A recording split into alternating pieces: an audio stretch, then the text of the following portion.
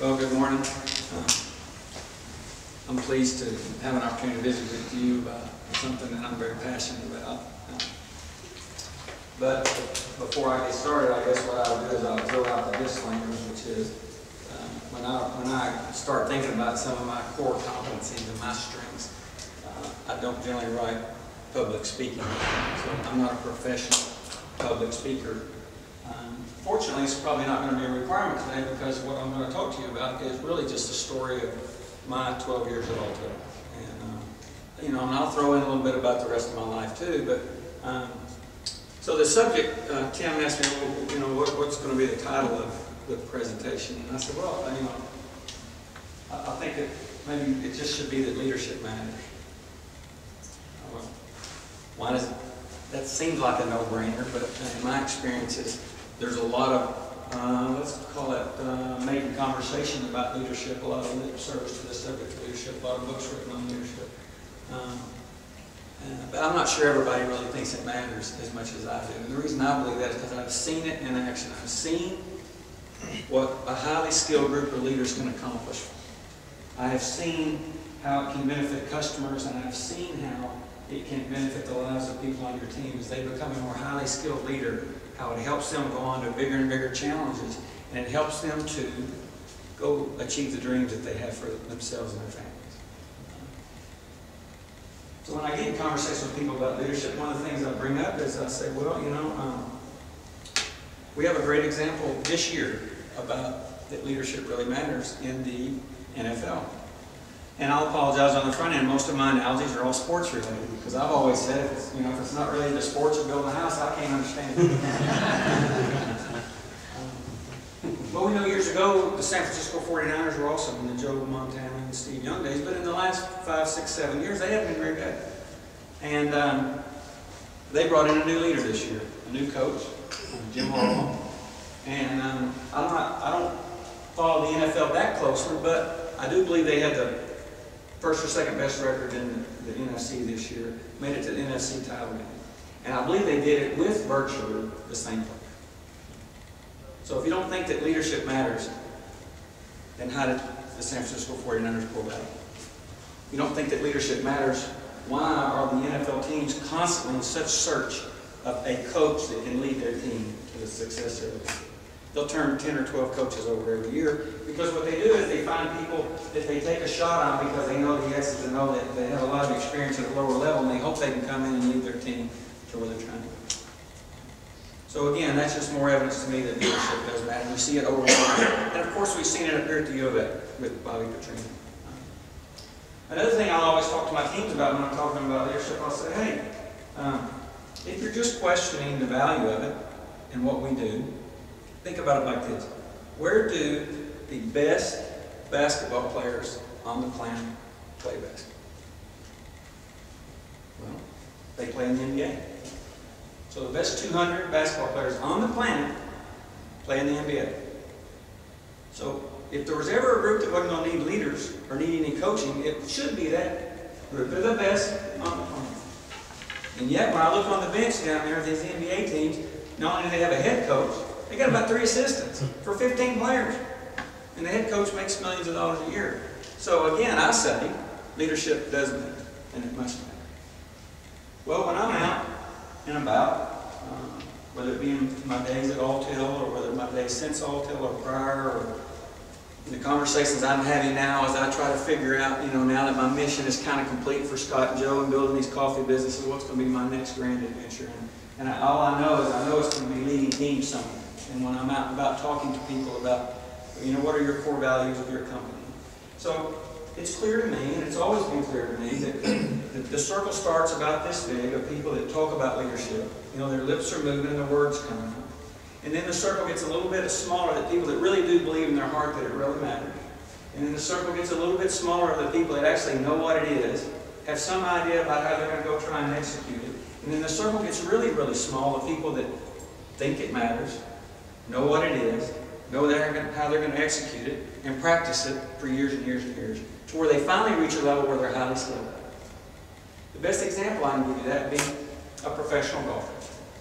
To be a professional golfer, you start with a little talent, You learn the basic fundamentals of the game, the grip, the alignment, the stance. You learn the basic fundamentals of the proper golf swing, and then you practice, practice, practice, practice, practice. When you're not practicing, you're playing. When you're not hitting balls, you're on the putting green. When you're not on the putting green, you're shaking.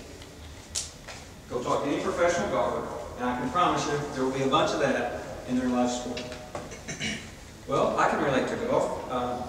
Probably between the ages when I was about 15 and 40, I was an accomplished golfer in Arkansas.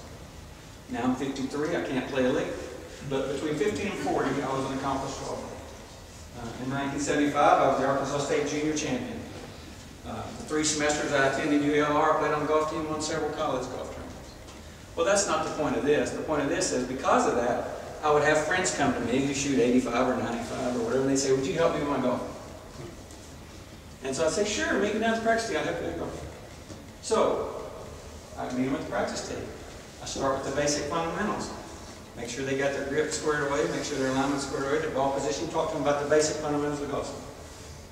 And then I would say, so, you want to go from shooting 95 to 85? Sure. You want to go from 85 to 75? Sure. Here's what you got to do. You got to practice, practice, practice. You're going to be down hitting balls 2 or 3 days a week. You're going to be on the putting green, you're going to be on the chipping green. And then what you're going to have to do is, you're going to have to do some checks on occasion. You're going to have me or somebody come back to make sure that you are practicing correctly with the correct fundamentals, and it's going to take you a year or 2. Well, guess what percentage of you lose at about that? About 95%. Because here's what they were really hoping, it's just human nature. They were hoping that they could get down on that practice team. You know, Steve could just tell them, if you just pull that left foot back just a touch, you'll go from shooting 85 to 70. Well, the reason that particular scenario is such a challenge is because they have to do that outside of what they do for a living and outside of taking care of their families. But leadership is the same way. We have to understand the basic fundamentals. We have to know what it is. We have to know how we're going to execute it. And then we have to practice, practice, practice. The reason it's easier is because we do spend a lot of time at work in positions of leadership where we do have the opportunity to practice. I don't believe that you can go read a book and it says, here's steps 1, 2, 3, 4, 5. If you do 1, 2, 3, 4, 5 every single time, all the time, you'll be the best leader in your company. I don't believe in the term charismatic leader. I don't believe just because you have charisma that you're going to be a great leader. You know, if you gave me a choice when I start talking about all the things involved in leadership and the art and the science to it, if you said, hey, would you rather have some charisma versus not? I'd say, yeah, probably. But it's not the silver bullet. And so, what I'd like to do from here is I'll catch you up on where I've been in my life, and then I'd like to take you through just kind of the processes I went through at Alltel to try to figure out how it's going to make a difference. Because it was this for me. I went to work for Alltel, and I thought, well, how am I going to add value? If I can add a bunch of value, then I'll keep getting bigger and bigger areas of responsibility, and then I'll be able to make a bigger and bigger difference for the people that work at this company and their customers. And along with that comes a bigger paycheck. And if I get the bigger paycheck, then I get to do what I really enjoy doing, which is serving my wife and serving my children. That is that simple for me. So I went to high school, 4-point student, went to ULR for 3 semesters, played on the golf team, shot a lot of pool. After that 3rd semester, my brother and my dad, who were in the independent insurance agency business that my dad owned, taught me into coming and helping them out over the fall break, the Christmas break. Made a huge mistake, never went back to college. So 5 years into that, I got recruited by a guy I played golf with to work on the financial services business. At the time, there was lots of people around Little Rock making a lot of money in that business. Then, the stock market crashed in October of 1987. My dad used that as an opportunity to recruit me to go back to help him in the insurance business. And I primarily was the person in the agency that sold property and casualty insurance to business owners. So I had to go out and sell our agency, I had to sell myself, I had to sell the value of what I was presenting to them. After 11 years of that, I finally reached a point where, because of our different views on where the business should go and what was making real money and how I wanted to take care of my family, I had to choose between either continuing to work with my family or loving them. Any of y'all that have been in a family business might know a little bit about what I'm talking about. I chose to love my family. So I let them know that I was going to leave in a few months. I was going to get most of the big accounts renewed and I was going to leave. And I was talking to Stevens Incorporated and I was talking to Wilson Golf about maybe opportunities that they had. I'd met Scott Ford years ago, before that, at a golf tournament. And we just hit it off and we had the relationship where we call each other about once a quarter. Scott just happened to call me. I happened to say, let's go to lunch, which we've never done before. Let me tell you what I'm doing. I had no intention of going to work for Alltel. I just wanted to, he'd work for Stevens, and I wanted to get his advice on what if I wanted to pursue that avenue. Well, we went to lunch the next day. He called me and said, I'm giving myself till noon to talk you into coming to work for Alltel. I said, well, Scott, I'm not going to peddle phones. I already peddle insurance. He said, you're not going to have to peddle phones? We'll find something. I started at Alltel as a project manager in February 1998. The biggest challenge for me early on was just to remember where I parked my car in that parking lot every day. You know, when you're in a small business, you pull right up to the front door, that's not an issue. When you go to work for Alltel and they got this huge, massive parking lot, it becomes a little bit of an issue. What was the revenue of the company at the time? When I went to work for Alltel, we had, it was a $3 billion company. It was $1 billion in revenue in the information services business. It was $1 billion in revenue in the wireline business. It was $1 billion in revenue in the wireless business. That was kind of the sales pitch that Scott put on in work. Well, immediately, about the first month that I was there, Scott did an acquisition where we bought a company called 360 Communications. We had 1 million wireless customers. They were a wireless company. They had 2 million. So it was a big, big deal. As a project manager, I got put on that project. I was kind of the assistant program manager. So when we set up a project like that, we would set up a team for network, a team for finance, a team for operations, a team for marketing, all those things. They would have senior sponsors with each organization. That's how we went through. Well, what that did for me is it gave me I got a quick lesson in how the company works, who does what. I got a quick look at some of the leaders of the company so I can start getting a feel, I'm pinging off of how smart they really are, how talented they really are. Can I ever get there from here? No. And so what I did was I went through a process of elimination, let's call it that says, again, back to my view of the world, if I can add a lot of value and I can keep getting bigger areas of responsibility, I can make a bigger difference, and along with that comes more satisfaction and a bigger picture. It was that simple. So I said, well, okay, can I be the most educated? Can I be the best educated at all? Well, I didn't really figure those 3 semesters at ULR for the golf team was going to get me there. And we had Duke graduates and Stanford graduates and Notre Dame graduates. So I had to scratch that one off. And I thought, well, can I be the smartest one there? I was plenty smart. You know, I made a 25 on the ACT back when you only took it one time. You know, didn't study. I made a 92 on the Series 7 when half the people don't even pass it the first time. Can I be the smartest one? Maybe. Well, then I started noticing when Scott Ford and Jeff Fox and people like that walked in the room, there was so much energy coming off their brain that the lights would actually start flickering. So I scratched through that one. Then I thought, can I just outlast everybody? Can I just be here longer than anybody else? Well, I was about 39 at the time, and there were people been there more than 39 years, so I quickly scratched through that. Well, then I started hearing about these subject matter experts. Well, they got to be a subject matter expert. Well, again, those people that are called subject matter experts have been there 30-something years. I'm 39 years old. And then I started noticing I couldn't find a single subject matter expert that had a title of a man. And I had our experts in it. So I finally got down to it. I decided that I have to drive my stake in the ground on leadership. I need to be able to go out and lead teams and get great results and develop future leaders. And I need to be highly skilled at doing it. And the other thing that needs to happen is it needs to matter at this organization. So that's what I decided to do. And so that required me to, in my mind, figure out about 3 things pretty quick. And one of them was, what's the role of a leader? What is leadership? And how do I execute it?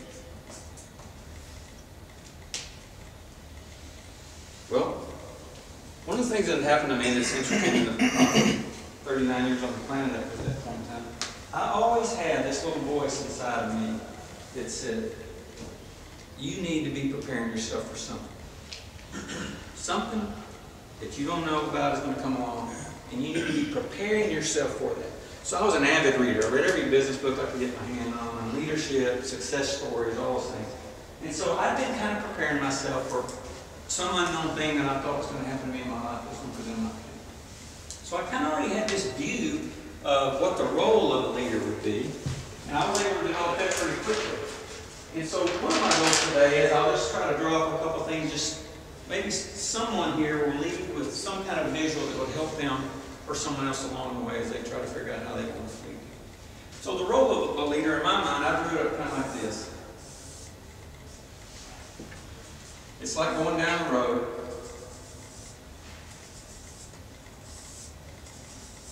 And one of my jobs as a leader is to help drive the stakes in the ground. Our goals that we're going to go out here and get the marching down that road on to accomplish. And one of my goals is to define the playing field. So as a leader, if I can define the playing field, if I can help identify what the goals are, if I can enable and empower my team, get them started on that road, and if I can help knock down any roadblocks that get in their way, and if I can be there when they need me to be, because when you're talking about, here's what makes leadership interesting, is it involves human beings, which therefore by definition makes it complicated.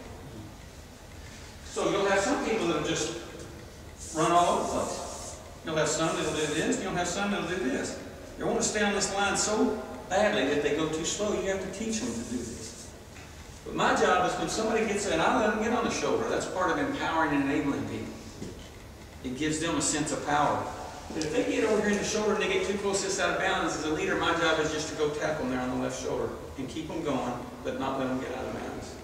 And then the last thing my role is as a leader is to be the biggest cheerleader, is to cheer them on. I'll share some books that I think are great leadership books, which many of you probably read at the end here. But, you know, when I was in my 20s, you know, I was a family of golfers. But I thought I'd try hunting. I thought I'd be a duck hunter. So I've been down in that part of Arkansas. You know, I've seen those ducks fly over. And more interesting to me are those massive V's of those geese flying over, you know. And it's pretty clear to me that there's something aerodynamic going on there with that V, you know. That probably helped them travel farther. And, you know, I learned later geese travel hundreds of miles in a day. But then I'd be out at night every now and then, maybe taking the garbage out at 11 o'clock at night, or I'm out late at night and it's really quiet. And in town, in Little Rock, and I would hear geese flying over. And I'd catch myself thinking, what are they doing? What's all that racket about? It's dark. And then when I was about in my 30s, I read a book that explained it to me. You know, those geese take turns getting in the front.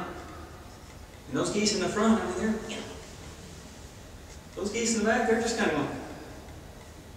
So you know what they do? They're cheering each other on. And so one of your roles as a leader is to be the head cheerleaders, to cheer each other on. Because they know they're going to go get in front at some point in time.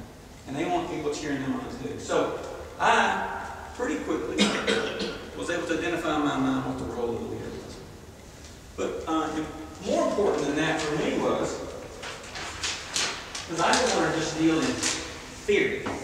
You know, there's a lot of books written on leadership and a lot of theory, but how do you take it and go apply it as practical application? So I started on this kind of this journey. So now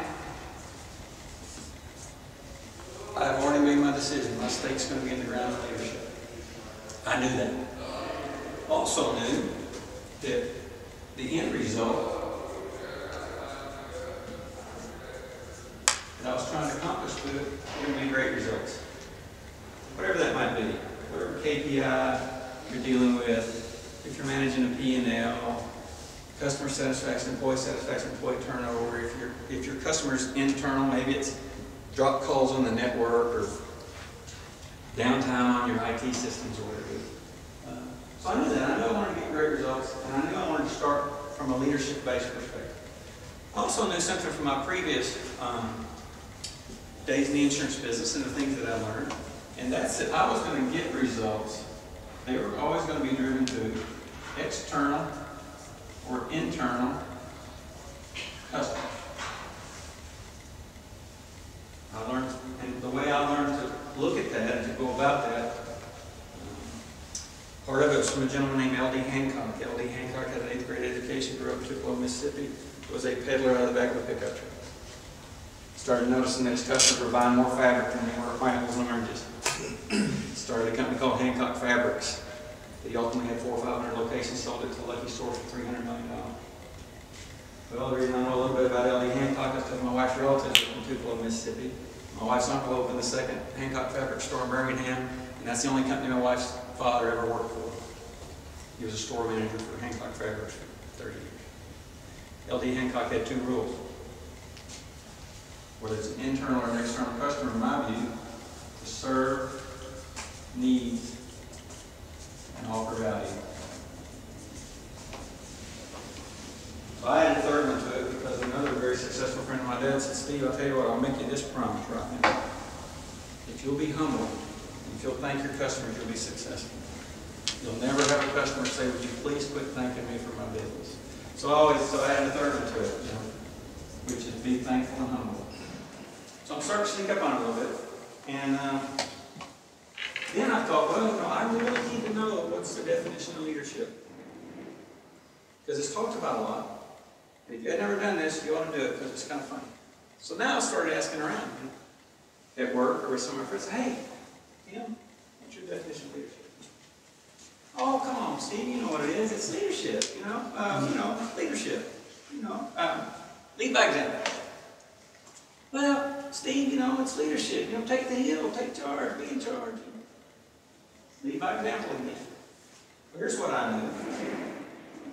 I knew it wasn't all. I knew the definition of leadership wasn't lead by example. I knew it wasn't take the hill. I knew it wasn't take charge. Plus, I knew very few people had a definition when you asked me. So I made a decision right there. I said, if anybody asks me the definition of leadership, I'm going to have one. I'm going to have one that Steve McElhanon believes in. And somebody else can have one that they believe in.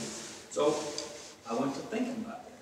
Spent a lot of time thinking about it. Went back and looked at all the books that I read on the various subjects. And so I came up with my definition of leadership. And one of the things I always did for my teams at all times, I said, here's what I'd encourage you to do. Have one. If you don't want to come up with one on your own, steal mine. But don't ever have somebody come ask you the definition of leadership and you start him-hawing around and throw out lead back. So here's what I came up with as my definition of leadership. It's the ability to gain followers.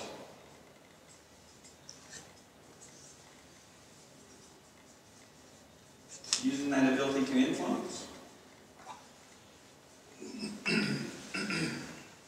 And teaching others.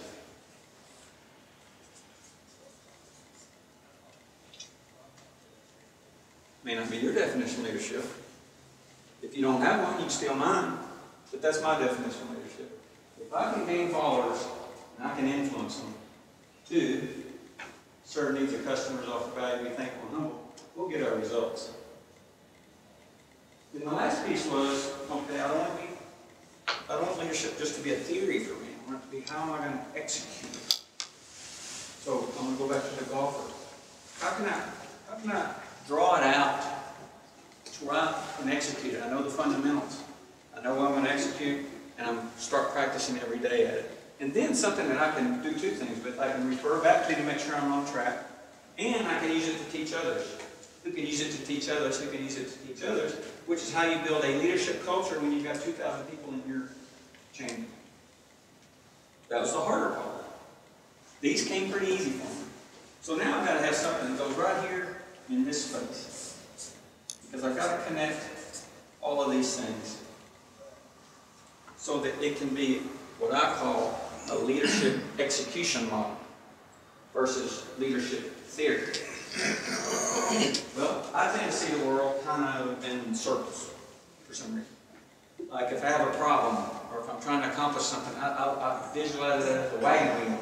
So what I'm trying to accomplish in the middle, I try to get as many spokes going in there as I can so that I can make sure I accomplish my objective.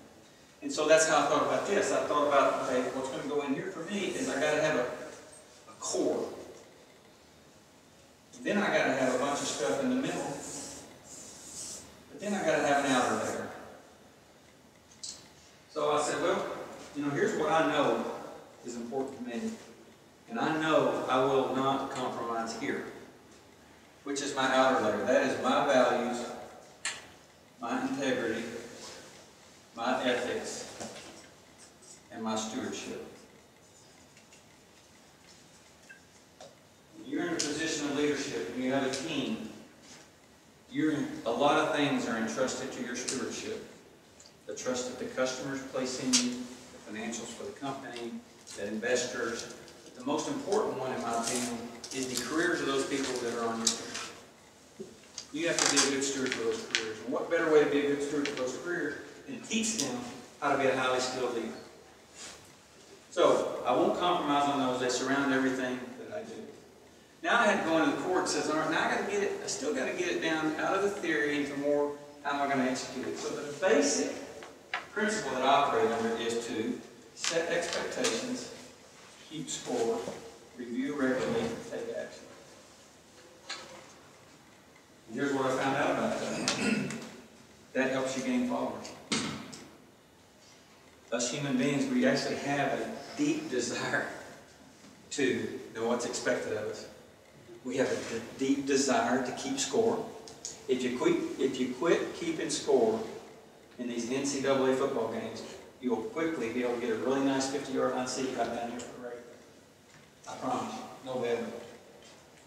And so I found that not only is it necessary to get the results, you will develop followers. Now the real tricky part of leadership is it's not a science. Nobody can tell you if you'll just do 1, 2, 3, 4, 5 every time that you'll be a great leader. It's not a science. We have constant, healthy friction, I guess, at all tailpipe. Is it an art? Is it a science? It's actually really a little bit of both. Probably 75% art, 25% science. It has to be, because we're dealing with human beings, which therefore makes it complicated.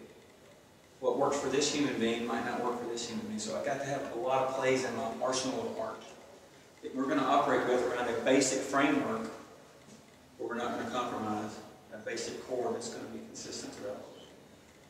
So this allows you to individualize what it is that you think is important about the art of leadership. I'll give you some that are important to me. One of the most important is casting vision.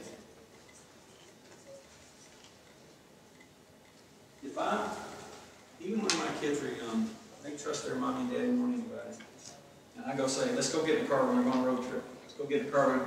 Every time they wouldn't hesitate to say, okay. But they're not going to get far away before they're going to say, Daddy, where are we going? It doesn't matter. They're this, tall. People want to know where they're going. People on your teams want to know where we're going. What's the mission? And they'd like to know how you think we're going to get there. So, casting vision is very, very important. Making a personal connection is very, very important. Those that want to believe that leadership is more science and art are people that want to lead with here and really don't want to show people this. You've got to show people this to be a great leader and be highly skilled. They've got to see your heart. And you've got to be willing to see theirs. That's about making a personal connection.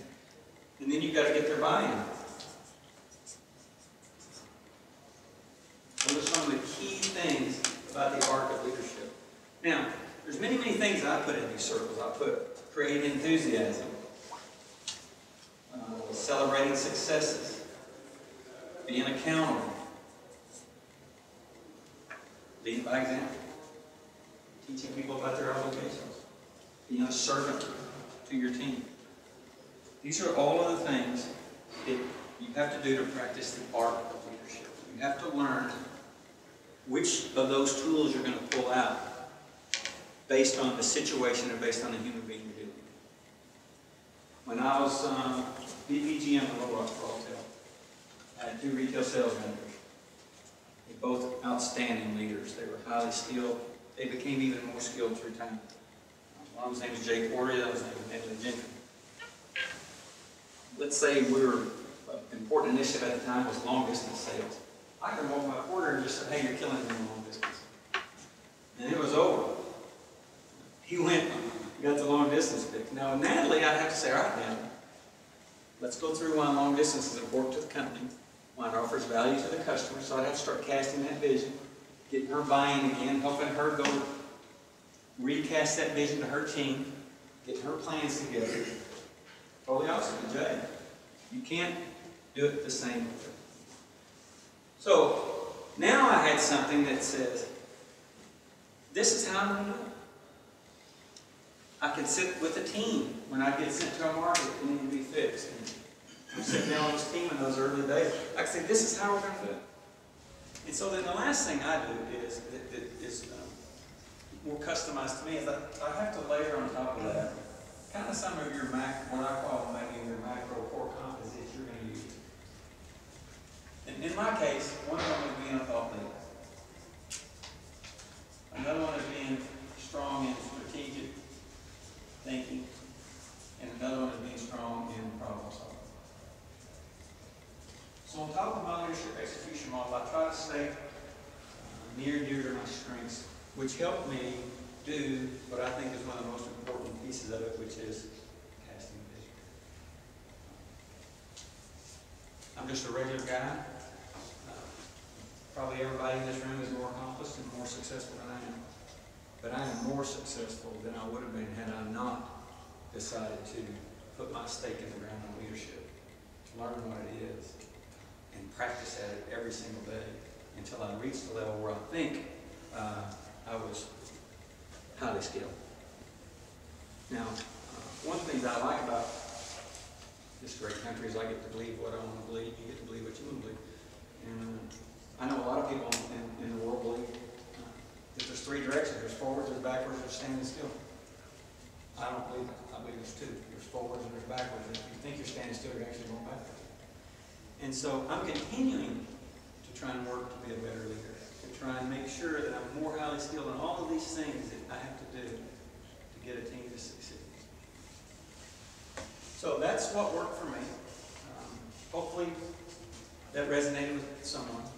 And so I'm kind of just dipping my toe in the water of what's the next adventure for me and where is it going to be. And I had an opportunity to have a video interview with the COO of AT&T. His name is Ralph De La Vega. The VP of HR is kind of prepping me for that. He said, by the way, did you know Ralph had written a book? I said, well, no, I didn't. Well, he did. He wrote a book. It's called Obstacles Welcome by Ralph De La Vega. Ralph, D-E-L-A-V-E-G-A. 4 words, I guess. So I had to read it real quick. I downloaded it on my Kindle. I sat at 3 o'clock in the morning reading it because I had that video at the conference the next day. And it was one of the most awesome books I've ever read on leadership. It's a little bit of Ralph's life story. He came to the U.S. when he was 9 from Cuba.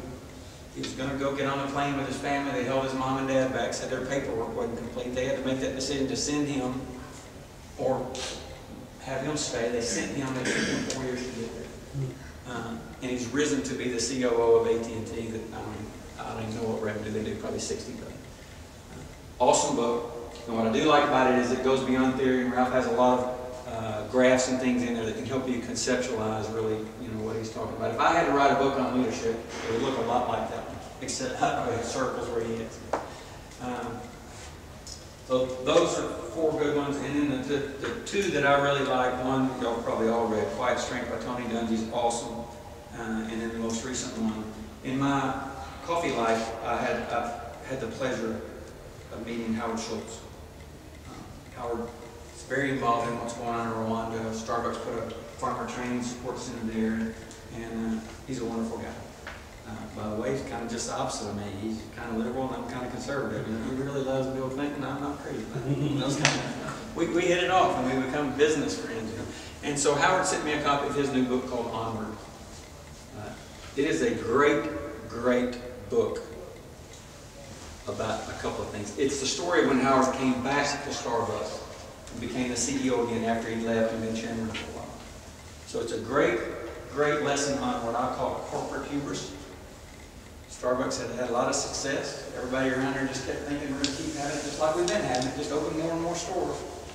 And we don't have to have operational discipline. We don't have to really be great operators. We just keep opening more stores and it's going to happen like it's always. Well, about the time those seams are starting to show cracks, guess what happened in the economy? The economy started going south. It's a double whammy. Now all the covers are off their bed. Their stock $98 or something. So it's a great lesson in corporate hubris, which Howard understood well when he came back. And then it's a wonderful lesson in personal courage. If you read this book, you'll see a lot of decisions that Howard had to make. It just took absolute courage because he's making decisions in the face of many, many people saying that's not the decision you should make. So I highly recommend that too. So just kind of in closing, I want to thank you again for letting me speak to you. This is something that's near and dear to my heart. If just one person left here today with just something that helped them think about leadership in a different way or something that they could share with others, then we've all won. And I appreciate y'all for having me.